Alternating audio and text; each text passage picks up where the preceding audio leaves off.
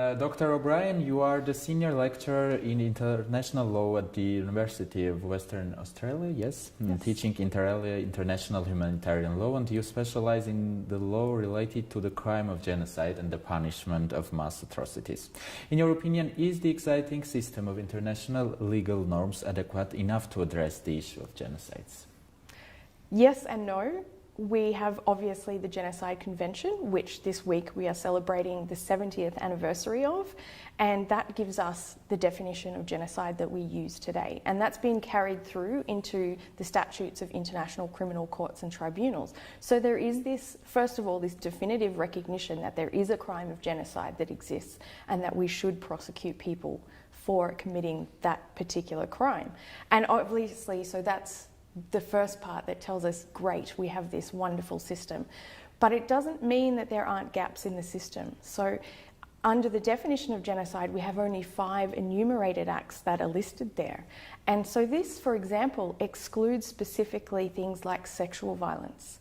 And sexual violence is a significant part of genocide. It is committed on a mass scale that we see in genocide through particularly rape and sexual slavery.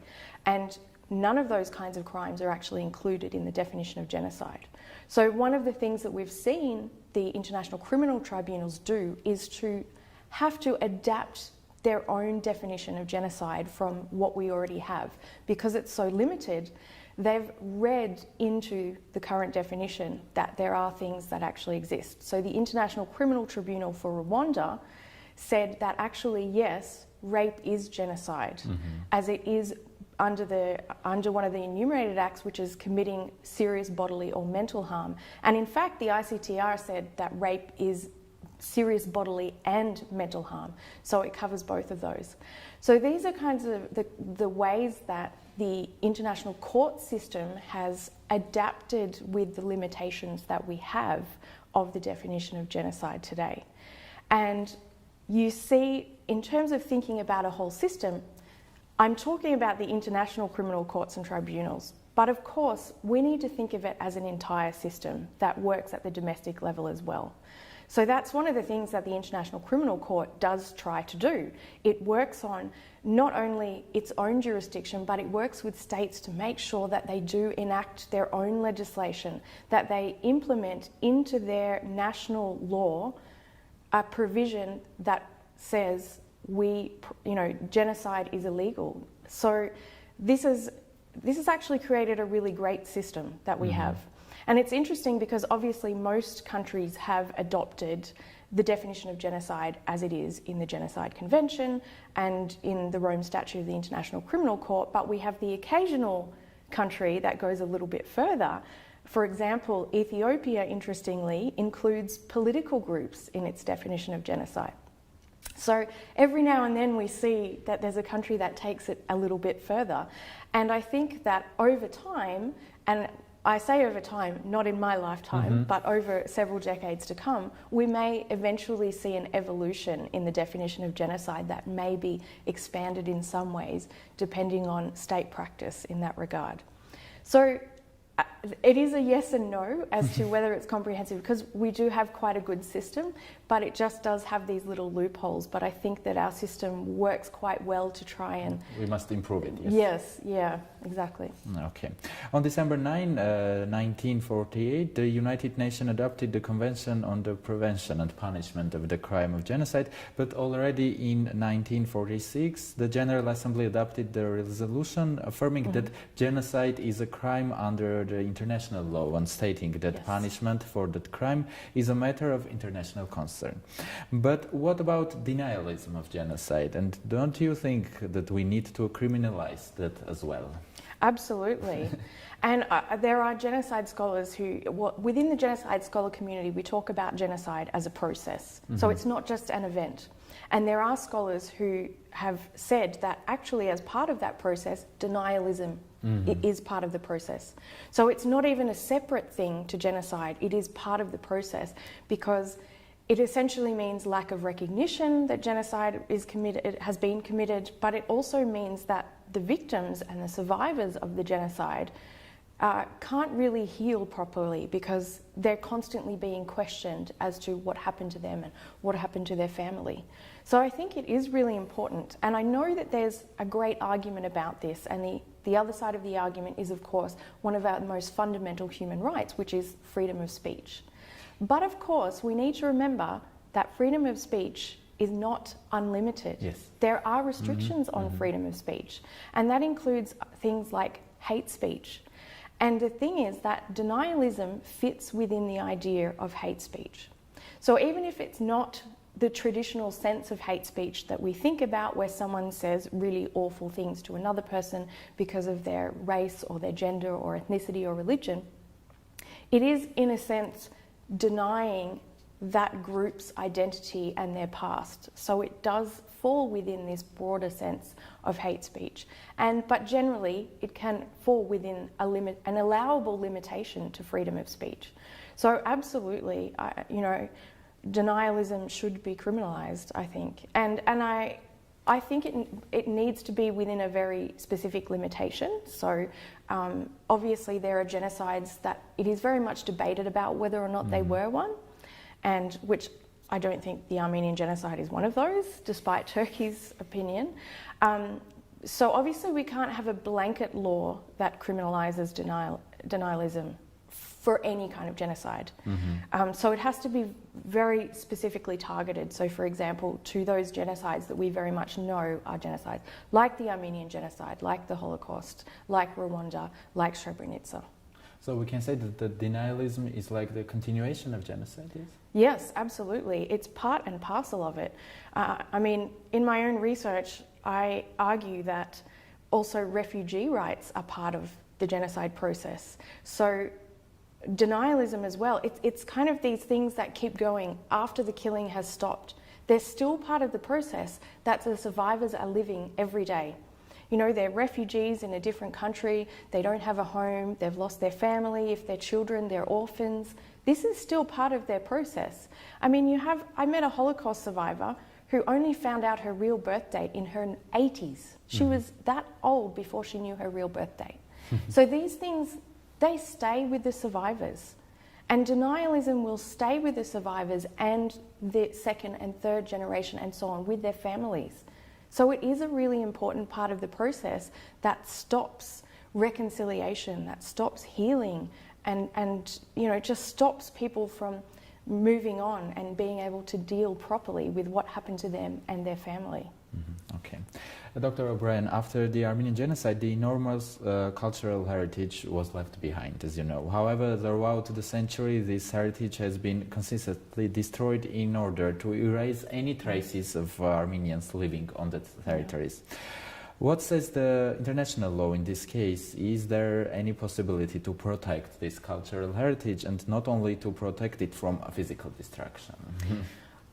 International law does protect cultural property, and I've been to Western Armenia. I've seen the condition that the Armenian churches and monasteries and other buildings are in. Ruins. Absolutely, ruins, and they've been purposefully destroyed. And some of them, for example, Varagavank Church, you can see that inside it's all black from where it was burnt at the time.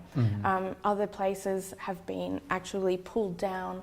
Specific things like crosses being removed and elements of Islamic culture rebuilt into some of them as well. So it's quite significant.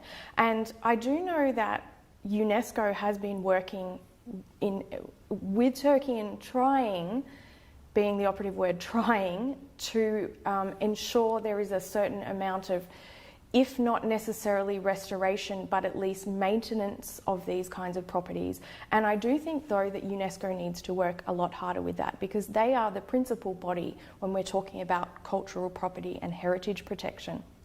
And we do have, in international law, we do have treaties and instruments that protect cultural property and particularly protect them in armed conflict as well.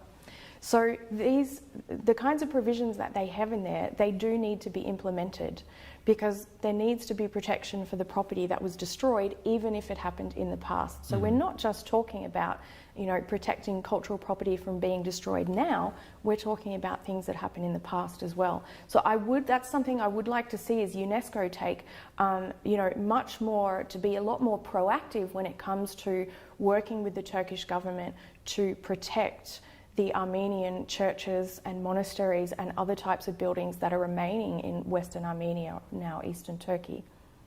In which areas have you seen some ruins not related to Armenian genocide? Have you ever been some other places? I have. I've done field work all around the world. I've done field work in South Africa, in Germany, in Austria, the Netherlands, Cambodia, Armenia and Western Armenia, Turkey.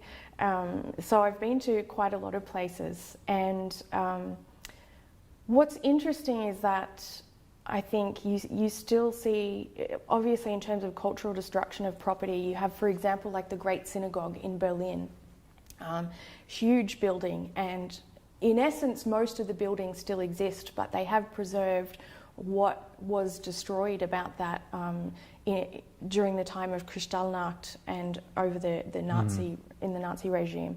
But you don't tend to see as much of these cultural property as you do in Western Armenia. And I think it's because so much was destroyed in Germany because of World War II. So a lot of things were simply just razed to the ground and rebuilt.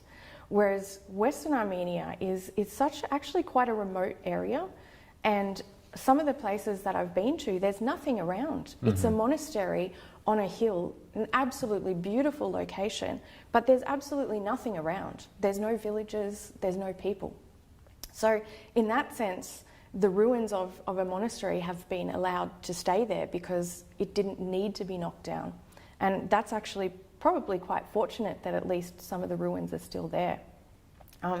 In Cambodia, they did, they took out things like the Buddhist statues of Buddha that were in the temples that they had there, and they were thrown into the river. So those kinds of things have either been lost or they were actually able to be retrieved from the river and put back into the temples later on. So the temples were repurposed for other uses there, so they most of the time were not actually destroyed. So luckily they were able to be taken back as temples after the time of the Khmer Rouge, which was quite lucky. Yes. And the last question, Dr. O'Brien, how we can reconcile the principle of sovereignty of states and sovereign rights of the governments with the international concept of a responsibility to protect? The concept of sovereignty is a really long-held principle in international law. However, I think that things are changing. So since the beginning of the 20th century, we have seen a complete overhaul of the international law system. So initially, international law was about states, it was about countries and sovereignty. And that now has completely changed over the past 100 years or so, where we see there are other actors in international law, such as international organisations like the United Nations. We see individuals having a role in the international law system, for example, particularly in the human rights system, where individuals are actually allowed to make complaints to human rights bodies at the UN. We see NGOs, non-governmental organisations, having a role in international law. You know, they have particular status at the UN and they're allowed to contribute. So this change in who has what we call personality in international law is actually really important, because it's a move away from this idea of sovereignty, and it's this aspect that has actually moved us towards the responsibility to protect principle. Because it's this idea that even though sovereignty exists, no government has the right to kill and completely destroy its own people. No government has the right to have mass human rights violations against its own people, to commit mass atrocities against its own people. So this change over the last century in the international personality of international law has had a significant effect in this regard. So this has been this creation of the idea of responsibility to protect, or R2P for short, where we say that if a country is committing these atrocities against its own people and doing nothing about it, that ultimately another country can actually step in and take action. Now, obviously, there are a lot of steps that have to be taken before we're talking about military intervention, because we like to, hopefully take other means first. Diplomatic means, negotiations within the General Assembly, within the Security Council of the United Nations. But ultimately, it's this change in the whole structure of international law that has led us to this principle of responsibility to protect, that in fact, actually it is acceptable for another country to interfere in another country's affairs within this particular narrow confines of mass atrocity protection. Thank you very much for the interview. Thank you for having me. It's great to be back in Yerevan.